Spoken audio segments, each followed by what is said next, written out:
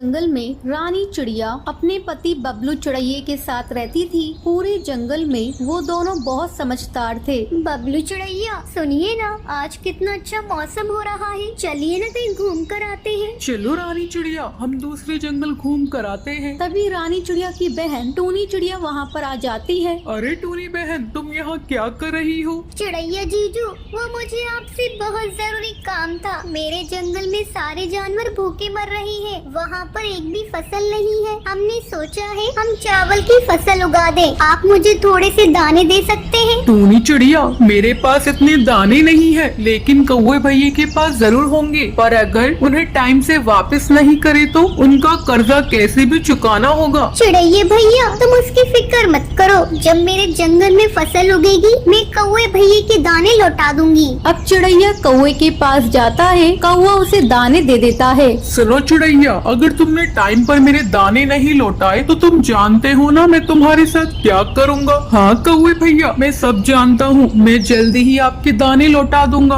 अब चिड़ैया टूनी चिड़िया को दाने दे देता है। वो जमीन में बो देती है, लेकिन फसल नहीं उगती है। ऐसे ही काफी टाइम गुजर जाता है। अब कौवे को बहुत गुस्सा आता है। वो चिड़ैया की घोंसले पर जाता है। सुनो चिड़ैया, कितने दिन हो गए हैं तुमने मेरे दाने नहीं लौटाए। अब मैं तुम्हारी पत्नी रानी चिड़िया को अपने साथ लेकर जा रहा हूँ। जब तुम मुझे मेरे दाने लौटा दोगे तो अपनी पत्नी को ले जाना। बबलू चिड़ैया बचाओ, मुझे डर लग रहा है। कौवा रानी चिड़िया को अपने पंजों में उठाकर ले जाता है और उसे एक पेड़ से उल्टा बांध देता है। वहीं चिड़ैया सोचता है, हे भगवान, मैं अपनी पत्नी को कैसे बचाऊं कालू कौवे से। अब बबलू चिड़ैया टूनी चिड़िया के पास जाता है और उसे सब बताता है। चिड़ैया भैया, मैं क्या करूं? कई सालों से यहाँ बारिश नहीं हुई है, इसलिए फसल नहीं उग रही। अब ऊपर वाला ही हमारी मदद कर सकता है। तभी बहुत तेज बारिश होने लगती है। कुछ ही दिनों में बहुत अच्छी फसल उग जाती है। अब टूनी चिड़िया